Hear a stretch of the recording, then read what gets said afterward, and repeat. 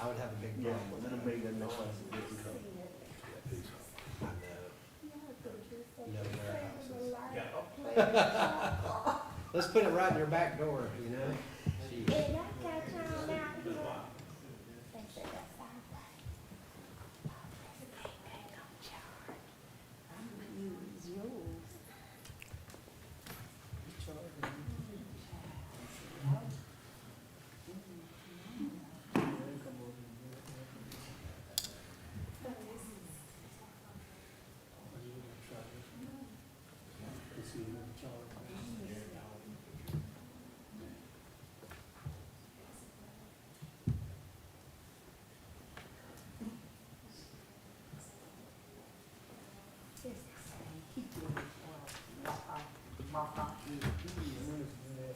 You will make sure I don't do that. I'm gonna give you a call when that's out. What's up, Big Chief? Hey, how you doing there? You doing right? That's a good one. Roll in there. And he said, no, that's what we're here for, it's okay. Better safe than sorry, now you know. That's a good one right there. You sure smell sweet. What your wife done bought you to spray on? I forget what it is. It's a nice fragrance on you. Thank you. Tell her I say she did a good job. I know she bought it. No, she didn't buy it. She did? No, You she bought it didn't. yourself? My girlfriend. Nah, he talking trash. No, He no, talking trash. her sister bought it for me. Oh, My okay. sister-in-law. That's your girlfriend, your sister-in-law. Yeah, That's sweet. yeah. Well, tell your But it- sister-in-law she did good. Thank you. I sure will. Yeah, it's a pleasant fragrance. Yeah.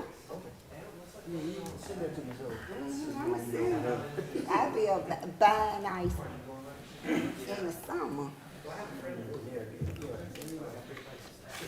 So yeah, that was, it took me a long time. That's gonna hurt my feelings. Oh, sure, yeah. I couldn't get the fan. Well, you know, I'm trying to squeeze the Wi-Fi off for the summer break and all. I'm pretty sure there's, I think so, yeah. While I was there, I said, you know what? I put new seals on and everything. We had it together. New driving. See? Mm-mm.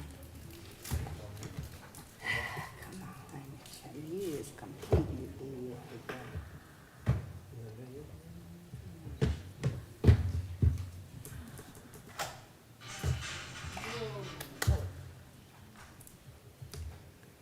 Coming to life. I'm trying. So what's going on today? Oh, we just got two.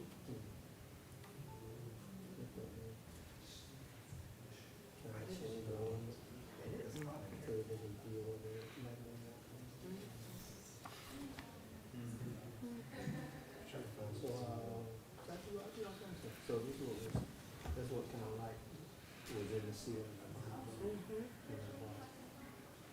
Did you change it to tan light? I just changed it. Yep, that's what I changed You see that too. little old one, I changed all that out, did all that. And what you put in that spot? I sealed it up, Oh, and okay. then the candle lights I got kind of a night light. And then you have a night light. Hello, former Councilman Adams. That's fancy. Good to see you. We just got two. So we keep sitting down and pieces from bottom. So this is. Let's see. So now, I put those lights on. Wow. And so now I'm getting ready to do the patch. Is your hubby sleeping in already? Is he done? He's actually like, It's a lady in my neighborhood got a dog like you bought your mama. So I was choosing between those two. You know, A mixture of all of them. That's nice. so I gotta go, I was on the floor of the court last week. And, let's see if I can see. said, well, we done, and the other guy said, "Hey, they do it." I said, I tell you what, I wanna take one of each one and put it in the wall. So I'm walking out of there and see what it feels like. I said, I'm having a problem bringing it. And then they broke all up. You know, and bring it back. So one of them broke on my way out the door. I hadn't even got out of the door yet. I came back and the other girl said she was out in a group. So I went and got it was the manager that had it. He said, "It's my department." He said, "Nice." Okay. Did you take the broken end out? I said, "I don't care if it's broken. Just bring it back, man. We know how to do it. They are. We know how to do that."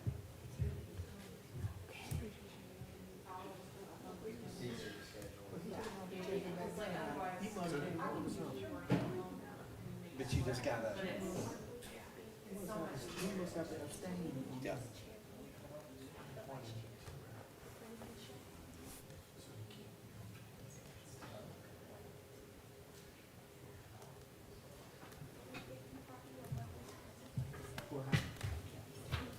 This ain't fired?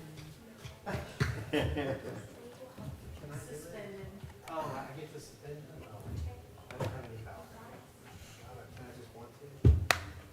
Can we finish that? He must have made Yeah.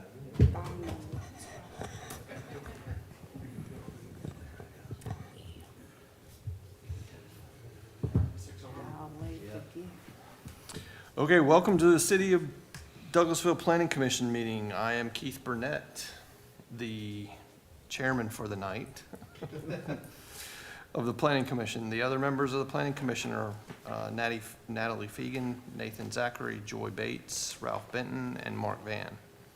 The staff members are Shayla Reed, Community Development Director, Miranda Jordan, Staff Attorney, Marissa Jackson, Planning and Zoning Administrator, Dana Gray, Senior Planner, and Chelsea Tubbs, Planner 1. There are a few protocol items I need to make you aware of before we start the meeting. Please listen closely on how tonight's meeting will be conducted.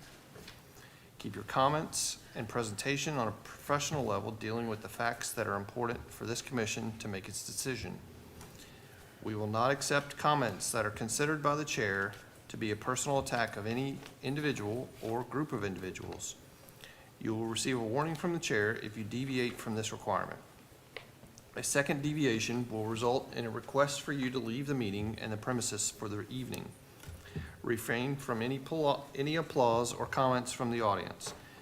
Only one person will be talking at a time, and all comments will be made at the podium after the speaker has been recognized by the chair.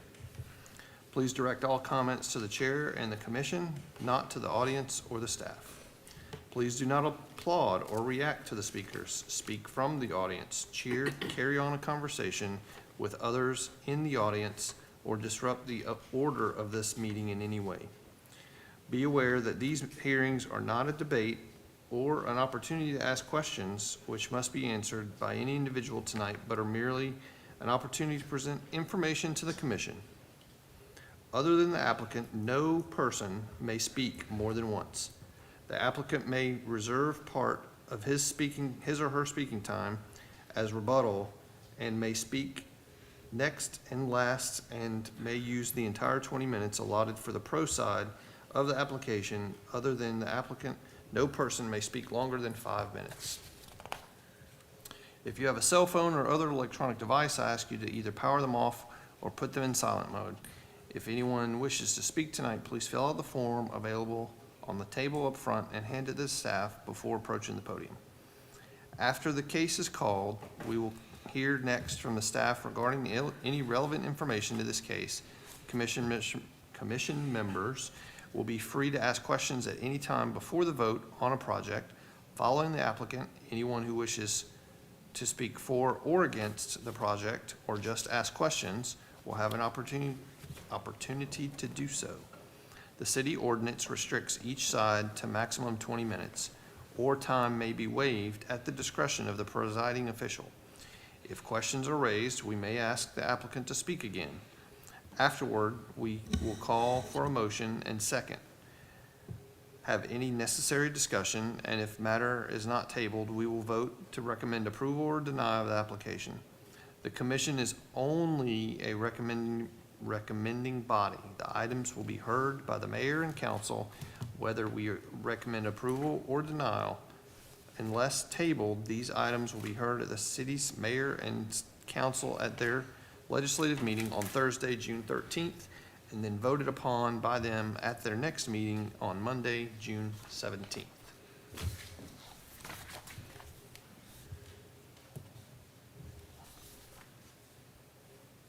The first item on the agenda is the approval of the minutes from the May 7th meeting. I move that the minutes be approved. Second. All in favor? Aye. All opposed? Minutes pass. All right. The next item on the agenda is the item number 24-194, hold a public hearing and consider a proposed ordinance to amend the Unified Development Ordinance to remove the requirement for garages to abut to an alley or shared parking lot in an R5 single-family cottage residential district. Ms. Marissa Jackson. Hello, Marissa Jackson, Planning and Zoning Administrator, 6695 Church Street. This ordinance is a text amendment regarding the R5 zoning district. R5 is a zoning district for single-family homes. And the way that the ordinance is written right now, it requires that garages in R5 are in the rear and adjacent to an alleyway or shared parking lot. This amendment updates it to allow the garages to be attached and adjacent to an alley or parking lot, but also allows them to be on the front of the home facing the rear yard. It also adds some provisions regarding the alleyways if the applicant chooses to have them, so that the alleyways meet the standards for roads and streets that are referenced in Article 11 of the Unified Development Ordinance. Okay, thank you. Any questions? I should also note that items A and B are related, and the way that item B is designed can't move forward if item A is not approved. Quick question. So is it safe to say that this ordinance doesn't necessarily restrict in any way what we had previously? It just simply opens us up for other options? Is that basically what you're saying? Accurate. That is accurate. It just Yeah. also allows them to be located in the front. So currently, R5 says it must be on the back, and there's no options for it to be on the front. What we're saying is we're basically just putting some more options on the table. Is that accurate? That is accurate. Right now, it just says they must be in the rear and attached to an alley or shared parking lot. So Yeah, we're options allowing are them to good. be the rear, in the alley or parking lot, and in the front. Thank you.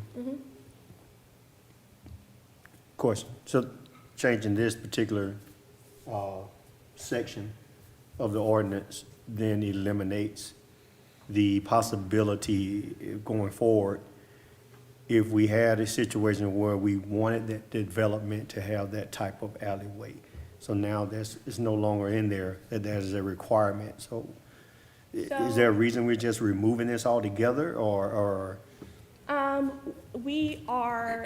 update is intended to have additional options. So if we wanted to recommend that there was an alleyway on a future project, we could still do that because that language is still in there. It's just adding additional options for the front yard parking. For the front yard garage and parking. But if we approve this, am I to understand that although we recommend that they still have the option not to accept our recommendation and have the garage on the front like we're amending it to tonight? Should we amend it? I'm not sure I completely understand the question. Is it that the city council can still approve it without the amendment? Is that, okay. Now, I'm really asking, if we approve this tonight and someone else wants this development, and a development like this. And they want the garage on the front. And our recommendation is that we approve the development, but the garage should be on the back. With this approval tonight, should it be approved, would we have the autonomy or the authority to put in that requirement? So this amendment will go into the Unified Development Ordinance, and that will be a standard that will go for any R5 zoning district moving forward. It's not restricted just to this item after item B tonight. Thank you. Why, I wonder why we had R5 like that in the first place. You know, I mean, I know why it's coming up now, because it makes common sense, but why did we have it that way in the first place? Any thoughts on that? I think that's important for everyone to know. I wasn't present at the city when that was originally updated. What I can say is that there is kind of a theory that for homes that are smaller and closer together, sometimes it is recommended that the vehicular access is in the alley or in a different location because it makes it more pedestrian friendly. And it makes it more pedestrian level. That is kind of a theme that's going on in the planning world right now, but I can't speak directly to the intent of this ordinance when it was drafted. Would you, I'm just trying to give everybody some perspective. So would it, because I've done this many times, right? A lot of these tighter developments have an alleyway, and it makes it, easier for access and egress and all that jazz to bring all the cars in the back because you can push just easier like that. But it doesn't necessarily mean that it couldn't be another way. It just means that that's what a lot of people do. It doesn't mean it has to be that way, which is probably why we're talking about it this evening, right? Any thoughts for the commissioners to listen to as far as some really good reasons on why you'd want to have it on the front versus the back? So I do not have like a pros and cons list prepared necessarily. It's going to, lots of different people have preferences on, how they would prefer their home to be arranged. Of course, the developers will have preferences on how they want their homes to be arranged. It's really a preference. And so by amending the ordinance, we're opening it up so that there are more options. What about, are you aware, because I'm just asking because I don't know, it's been a minute for me since I've been in that code world, but do other folks around us, other counties and cities around us have similar rules like this, or are you aware of any of that? Some other municipalities do have requirements on where you can put the garages. Some of them require them to be in the rear yard, some of them require them to be in the side yard. It just comes down to a preference. I will say that this was adopted when the UDO was completely overhauled. It was rewritten in 2019 and adopted at the beginning of 2020. There were a lot of pieces of that document that were just taken from other jurisdictions. That was done primarily by an outside agency that helped us write that. And again, I wasn't here at that time either, but just having researched the history of this particular Unified Development Ordinance, this R5 zoning classification has not been taken advantage of by any developer since that new UDO was adopted in early 2020. So based on that information, looking at it, a lot of the restrictions that are in here are not amenable or feasible for developers. And that may be part of the reason why we're looking at this addition and this opening of this to make it where this particular option is available. We've had petitioners for R4, R3, R2, PUD, PRD, but we have not, since this new document was adopted, had any applications for R5. And I'm thinking it's probably because of the restrictions that were in it.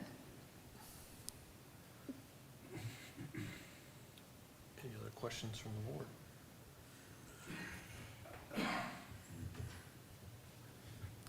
I can't exactly recall, so I won't speak to which R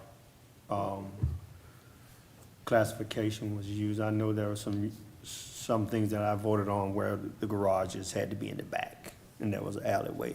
But I just don't remember if they were R5, so I can't speak on that. But I think that removes, saying yes, it just removes that ability for us to set that as a goal, as a standard, if we want to, in some areas. So I didn't know why, if it's unappealing to R5, then why not R4 or R3 or R2 if that's the major difference?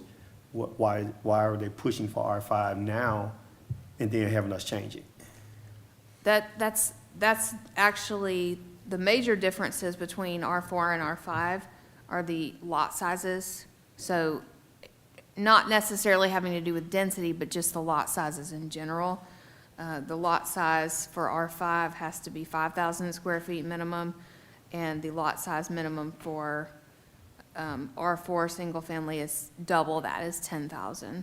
So there's a lot of differences, but the only one that requires the garage in the rear is R5 currently. And I think that was the reason why, right? Because now they're pushed so close together that having that garage in the front and then the street widths and that sort of thing may have been at play. So I just want to be clear, because again, we're making a change, ordinance for, that's going to be, sustained unless there's another change coming into place. So I just want to be clear on what I'm setting a standard for here. Yeah, I think that's a good point. My kind of thoughts on the whole thing are, I love options. If we want development, we need options, but we don't limit ourselves if council says they, on this particular one, not this one, but down the line, if we only want garages in the back on this one, then we can just make it so they only get, can always make an exception. Is that correct, or am I speaking out of line?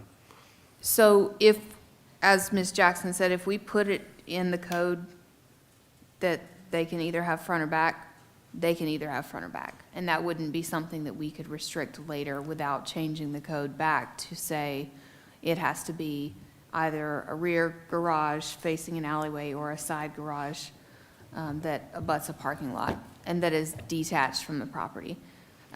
It's more than just the rear facing garages that's at issue here. The other option, of course, is the garages that are to the side of the property. Those are actually detached. So that actually kind of creates a little more clutter within the development.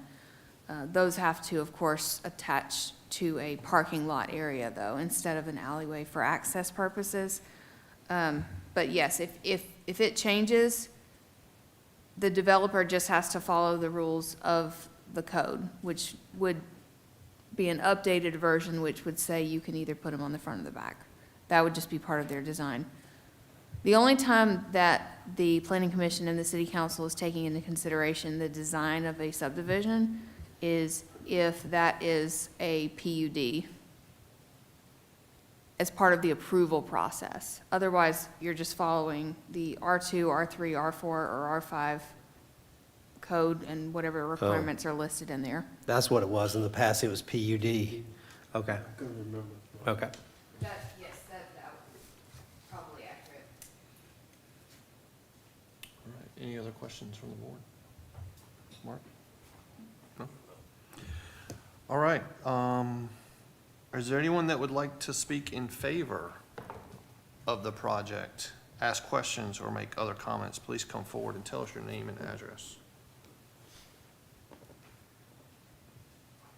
Okay, is there anyone that would like to speak other than in favor? Please come forward and tell us your name and address.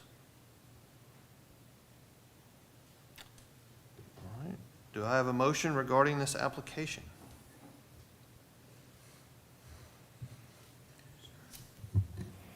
I'll make a motion, we approve the application. Is there a second? A second. Is there any discussion? All in favor of the motion, signifying by saying aye. Aye. All opposed? Aye. Nay. Aye. Opposed? Yes. Two. Of course. It'd be the first meeting.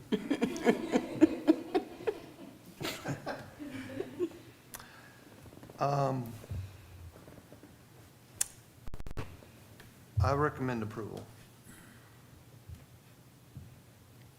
So the motion passes and the application's approved. All right, second case on the item is 24-193. Hold a public hearing and consider a request for a change in zoning from R2, single-family residential detached district, to R5, single-family cottage residential for plus or minus 33.26 acres located at the intersection of Campbellton Road, Campbellton Street, and I-20 in land lot 22, District 1, Section 5, parcel ID 0022015C014, 0022015C015, 0022016, C018, C0, and these are all the same numbers, C076, C077, C088, C089, and land lot 23, District 1, Section 5, parcel ID 230150024, application by Trayton Homes LLC. Hello, Marissa Jackson, Planning and Zoning Administrator, 6695 Church Street. This is a request for rezoning. The site is a collection of parcels that are currently zoned R2, which is a single-family zoning district. The applicant has requested a rezoning to R5, which is also a single-family residential zoning district. The requirements for this allow smaller lots and smaller lot lines. The character area is medium-density residential, and the R5 zoning district is recommended for the medium-density residential character area. There is a large portion of the site that includes a stream buffer. The applicant isn't anticipating to impact the stream buffer or encroach on the stream buffer at all.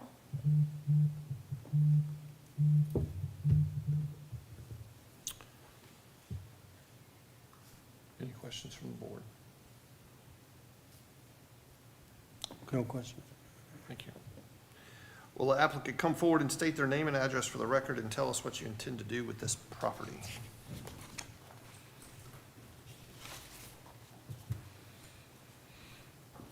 Evening, everyone. Joe Fowler, Post Office Box 49, Douglasville. Good to see you all. Tell me how to do this. Thank you. Let me introduce, if I may, please, Joe Fowler, Post Office Box 49, Douglasville. This is Richard Parvey. He's Vice President for Trayton Homes. They're the applicant. They develop all around the metro area, elsewhere in Georgia and in Florida. Richard is in charge of land acquisition. This zoning seeks the change from R2 to R5 for these 33 acres at the intersection of Campbellton Street, Elizabeth Drive, and I-20.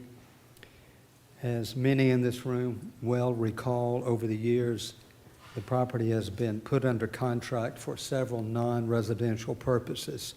First, it was, as I'm remembering, going back a long way, standard retail commercial, then at one point multifamily apartments, and then later a mixed use with retail up front and multifamily apartments in the rear. Obviously, none of those proposals were successful.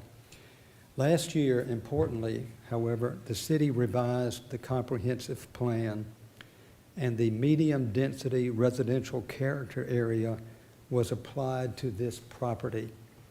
And at this point, the city's future land use plan permits this slightly higher density than the existing R2 rezoning permits. R2, of course, is 2 homes per acre. Based on this development, Trayton has designed the plan that you see on the site plan identified as slide number 2. I believe you have that before you. It's on the screen above. The proposal is for a total of 83 homes, which equates to 2.49 homes per acre for the entire tract. These homes will average in prices starting in the mid-400s to the high 500s, depending on finishes. Samples of the homes that are proposed for this area are shown on slides 3, 4, 5, 6, and 7, and I'll just run through those briefly. This is slide 3. There is 4. Here is 5, 6, and then 7. I will note that on this project, there are a total of 7 different floor plans with 4 variations of each plan, which causes, of course, and creates a significant variety. There is an amenity area planned, a pool and clubhouse, as you see on the slide number, I think that's number 7. No, these are slides 8 and 9 if you're looking them before you. This is a general concept for the clubhouse and the other features of the amenity area. And if I can just go back to number 2 for a moment. You will see the location of the amenity area. You come in off Elizabeth Drive, it will be straight ahead, and then roadways curve around it one way in each direction, and then the road will meander back to the rear.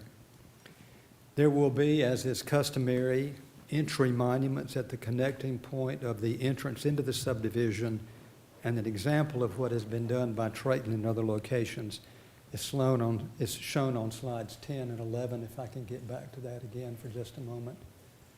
This is the amenity area as described, and these are some sample entry monuments. If you've been on Brownsville Road and gone into Marietta lately, you'll see the one at the upper left. That's Tap Farm. And if you drive into there, you'll see on the right-hand side, the western side of that development, the very homes that are proposed for here. I will note that Trayton scheduled and conducted 2 separate meetings with those who live in the area of the proposed subdivision. One of those was conducted on February the 29th, and then the second was just last week on May the 30th. I will also note that we sent invitation letters to just under 50 residents for each meeting, all the way up through the Elizabeth Drive, Allison Court, and all the way up toward Campbellton Street. A total of 25 different families participated in the meetings. Some came to both, but then there was a variety. At the meeting, issues were raised about the number of houses over the R2 density that would be, as proposed tonight, if it's approved by you and by the City Council, a total of 83 versus the 65 under R2. So there was a discussion about the number of houses, and then related to that was a discussion about traffic. Those meetings were roughly an hour each. To address the traffic issue, you'll note on the site plan, and I hate to do this, but I'm going to flip back to that again, and you'll note some traffic. I'm not sure I'm connecting in the right area.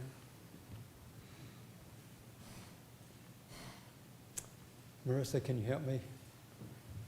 There it goes. So maybe somebody, thank you. Somebody in the control room is helping me. You'll note on the site plan that Elizabeth Drive, if you have it before you, you might be able to zoom in. We spent a whole lot of time on this. At Elizabeth Drive, coming out of the subdivision, no left-hand turns will be permitted going westbound into Elizabeth Drive. There will be a no left-hand turn, and it will be constructed in such a way with a concrete divider that that is not a possible turning movement.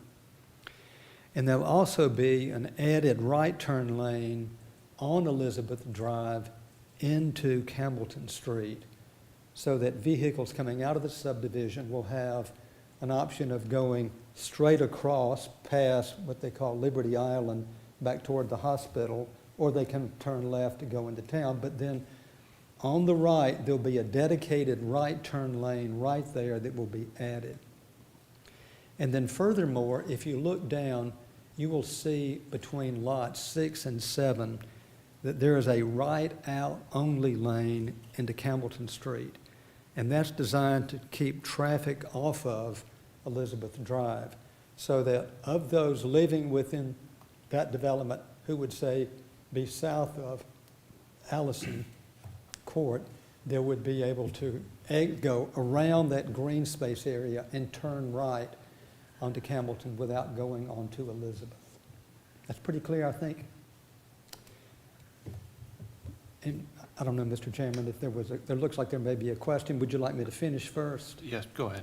All right.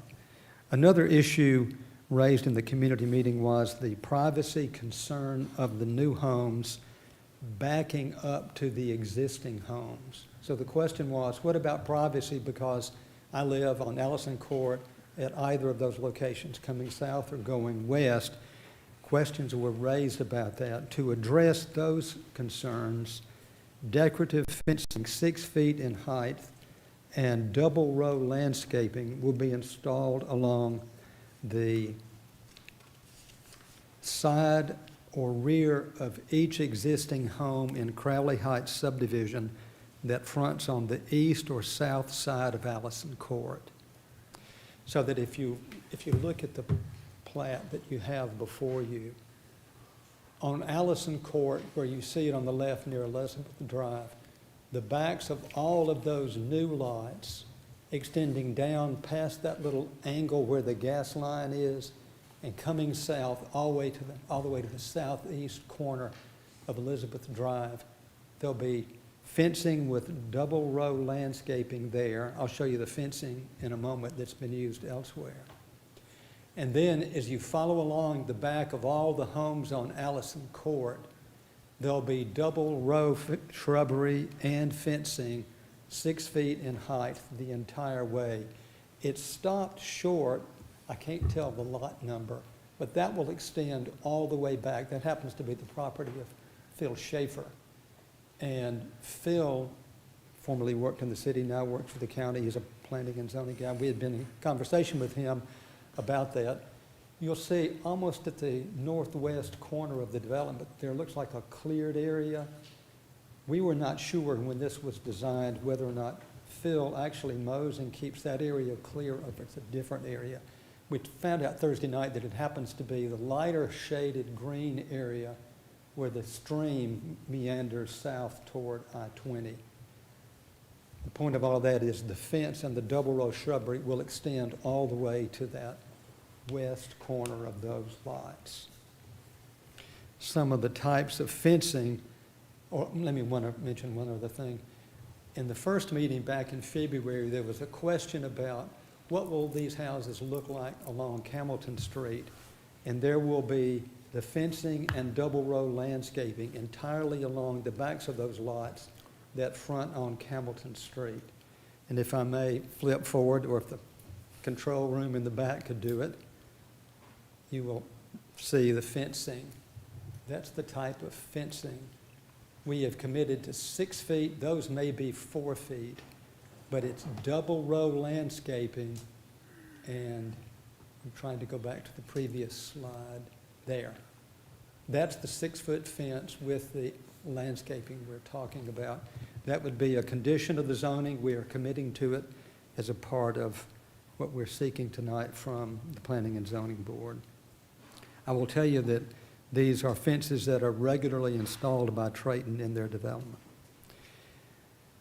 Now, there will be a mandatory homeowners association with routine covenants and restrictions, and in the covenants, there'll be a cap on the number of homes that may be rented within the subdivision. Sidewalks will be installed on both sides of the internal roadways in the subdivision. Streetlights will also be installed throughout the subdivision. A question was raised about utilities. All the utilities will be underground. All homes will be served by water and sewer services provided by WSA. The project will comply with all stormwater and sedimentation control requirements.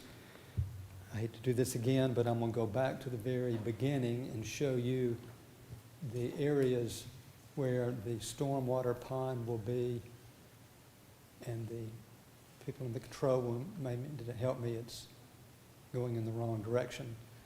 If you have the site plan, thank you, before you, nothing happens in that green area shown to the west.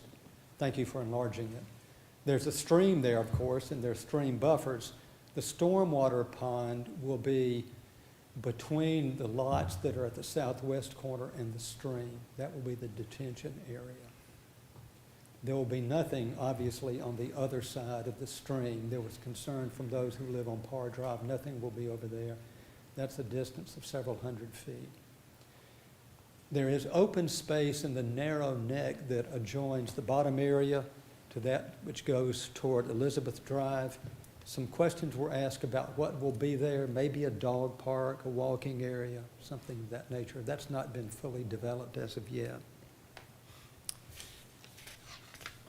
As I started to suggest, there is a total of 10 acres of open space, and a portion of that, as I mentioned, will contain the stormwater facilities. Questions were raised about runoff from this site to the north, to the houses on Allison Court that lie to the north or to the west. And WSA, as everyone knows, regulates all of that, and you cannot have water running off to adjoining properties. That's not permitted. WSA would not approve those plans. This rezoning request is under the R5 classification, which you've recommended the revision. I will mention to you that when the design concept development ordinance was first adopted in the early 90s, that's when the idea of alleyways first came into the code. They created what is now the PUD, but they called it Design Concept Development District then, and that was because of the tributary, formerly New Manchester development. And when we did that rezoning, we actually suggested to the city that they adopt that innovative new concept of alleyways in the back. And that, I'm sure, informed in part what happened with the R5 ordinance that you have before you and which you've recommended the revision. That site would not work with the alleyways in the back for the reasons that you can see when you view the site plan. We filed under this ordinance after a meeting in December with the staff when we first indicated that the owner of the property finally got the message from city council members with whom I had meetings with potential developers in the past, and it was very clear from those with whom we had met that nothing commercial, or I even heard at one point there may even be an industrial overture. I have since learned that was not correct, but this would never be apartments and it would never be retail. It needs to be single-family residential. This site has been waiting to be developed since the days when I knew Mrs. Maud Morris, and she lived in the area where that narrow little neck is. That house came down in the 60s, and it's just been sitting there waiting to be developed. When the city adopted the revision that called this mixed-use development in the slightly higher density classification, that meant that the owner of the property, not our client, but the owner of the property recognized that it's going to have to be residential. This is an upper scale developer, and we believe that this slightly higher density is appropriate to make this 33-acre tract a development that can be feasibly done at this particular point. Now, Mr. Parvey can answer any technical questions you may have. I'll note that the staff, in its detailed, comprehensive report, indicated that essentially all the criteria for development have been satisfied. They answered yes, yes, yes to all of those, and we request your approval. Thank you, Mr. Chairman. Are there any questions from the board? I did have one question for a couple of questions for clarification. And maybe I misunderstood. You were saying there would be no left turn onto Elizabeth. Is that coming up Campbellton away from I-20? Is that the direction you're speaking of, or? No, thank you for clarifying. Coming out of the subdivision, you can't leave the subdivision, go past the amenity area, start to leave the subdivision and go left. I got you. When you're coming home from work, you get off at Chapel Hill Road / Campbellton, come to the traffic light, excuse me, you come to the traffic light and turn left onto Elizabeth. Thank you for that clarification, Mr. Benton. Any other questions? All right, two more if I may. Yes, sir. Lots 1 through 6 on Campbellton Street, they're facing toward the amenity, or they're facing Campbellton Street? Toward the amenity, okay. And then one other question about the retention pond. Yeah. You said it was gonna be on that lower corner prior to the stream. Is that like lots 24 through 30 behind those? I can't read them from here, but I believe that's correct. It's in that semi-triangle area. Yes, sir. Thank you. That's correct? Okay, thank you. Any other questions from the board? No? Thank you. All right, thank you. Is there anyone who would like to speak in favor of the project, ask questions, or make other comments? Please come forward and tell us your name and address. All right, is there anyone who would like to speak other than in favor of this project? Please come forward and tell us your name and address.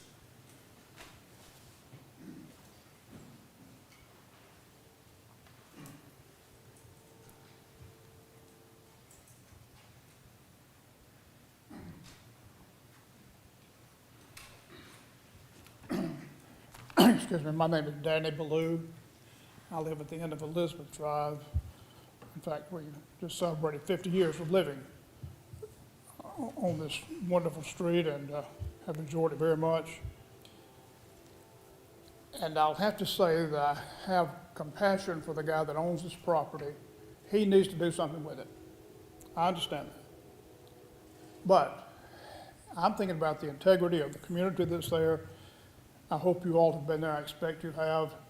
It's a nice part of Douglasville. And when you put 5 homes per acre, it's not going to resemble anything that we have now. And I'm really concerned about what's going to happen with the traffic as far as stacking of cars. If you're coming off the interstate and you're going home to turn left, the existing stacking lane will accommodate maybe 6 cars. But if you've got 160 people that live in there, and let's say 50 of them trying to come home at the same time, there's no way the stacking lane can accommodate turning left, and particularly if people, us who live on Elizabeth Drive, are trying to come into Campbellton, and there are 3 cars there, it will not accommodate. There will be real traffic problems. And we've got a traffic light there. If I'm leaving my house and want to go to town, we get a turn light sometimes, about 20 seconds. And if you think about the number of cars that's going to impact this, presently, Elizabeth, Allison, Orchard, and Rose Circle have 30 homes. We're talking about well more than double that. And it's going to be a steady problem whenever this comes about. And the stacking problem is the same way for those people leaving the development, going straight across to the hospital or going left to town. If they're trying to get out and we're trying to go, you've got congestion there. And it will be a problem. I have no problem with R2 zoning. It's more than we have now, but there is sewer available, so we know that it could be heavier than what we have. But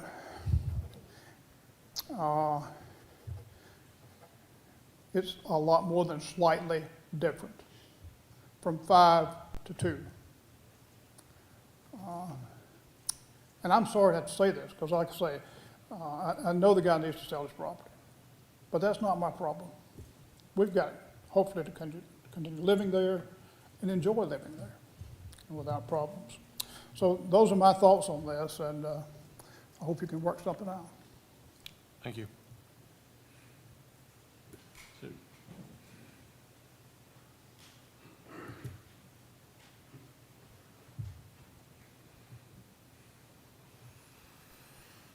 Yes, my name's Chris Sanchez. I live on 8951 Campbellton Street. And currently, I agree with the previous respondent in the fact that traffic does stack there even now. My main concern is I live probably 4 houses down from Elizabeth Drive on the left-hand side. And oftentimes, it's difficult for me to even get out of my driveway during heavy traffic times. The stacking is an issue. Slightly down from my house is a stop sign, which will even increase the stacking, and who knows how many children are going to be going to high school in that particular area. You can imagine the commutes are very bad as it is going down when it converges from 2 lanes to 1 lane. And so my main problem is traffic. Not only traffic, we currently have people speeding down there going in excess of 60, 70 miles an hour. I know there's Douglasville City Police that sit there sometimes, but somehow I guess they get the word out that they're not sitting there at that time, and it's really bad. I know there's been some accidents at the stop sign at the 4-way or 3-way that's down there currently since I've lived there, which has been 3 years, and I'm just afraid there's going to be a lot more wrecks there and a lot more impatient drivers. Stacking all the way up to even 20 coming back home from work, if you're coming back westbound getting off, I believe that there's going to be the same stacking issue that there's currently on Highway 5 going into the Walmart parking lot. If you know that in the heavy traffic times, you can have lines stacked up for, I've waited 10, 15 minutes at that exit just to get, to that line, to that light. And that's all I have. I hope you guys consider just leaving it R2. Thank you.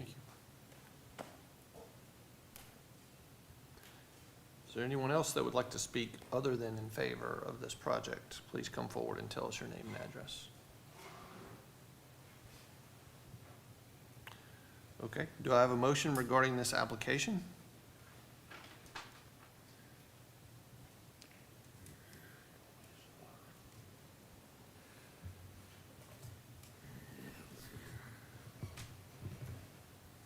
Do I have a motion regarding this application? It's a lot of discussion.